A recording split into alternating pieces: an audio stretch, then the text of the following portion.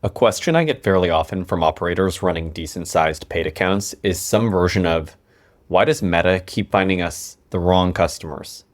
The honest answer in most cases is that the platform is doing exactly what it was told to do.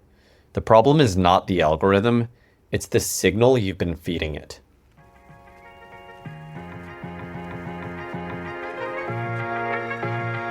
Hi, I'm Alex Orley, and this is Hard Margins, your weekly e-commerce brief brought to you by RetentionX.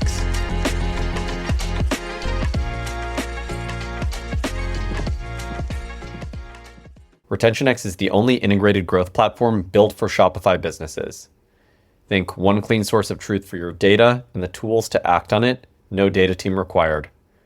This week, we're talking about conversion API signal quality. I know, technical.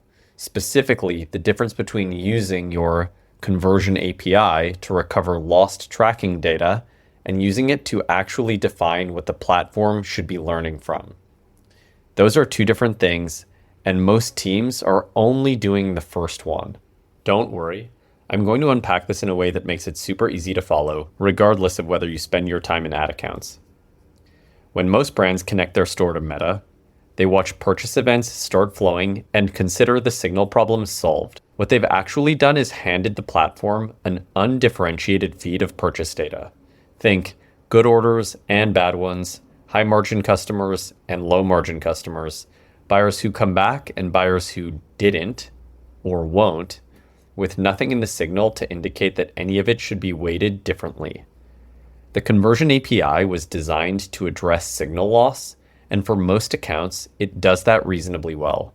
The ROAS stabilizes, purchase volume looks acceptable, and your account feels under control. But signal stability is not the same as signal quality. If you're not using your conversion API to differentiate between the orders you want more of and the ones you don't, the underlying problem stays intact.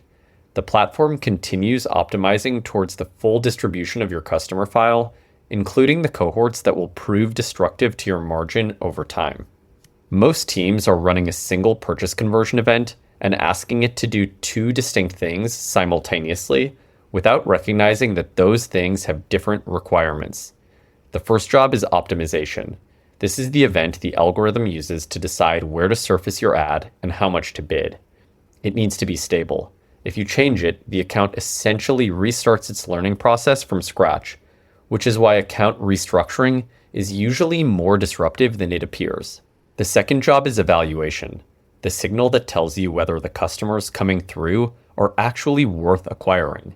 That's not a question of volume, it's a question of whether the right people are converting. A single purchase event, used for both, gives you an account that scales efficiently towards whatever it has been trained on, which, without any filter, is the full distribution of your orders, as we've already said, including the ones you wouldn't choose to repeat. So here's what to do instead. The approach is sequential, and the sequencing matters. Keep your existing purchase event as the optimization signal. It carries delivery history and accumulated learnings that took real time and spend to build. The account doesn't need a different optimization event. It needs a second one running alongside the first. So next, build a filtered conversion API event for measurement purposes only. Inside RetentionX, you can create a second event scoped to the purchase quality you want more of, new customers only, above a defined contribution margin threshold, excluding heavily discounted orders. At this stage, it's for measurement only, not optimization. Once both events are running, use the comparison to diagnose cohort quality by campaign. Which campaigns produce high purchase volume, but very few filtered event conversions? Which produce a disproportionate share of filtered event conversions regardless of ROAS? The gap between those two is where the account's actual problems are visible, and it's usually clarifying in ways that standard campaign reporting isn't.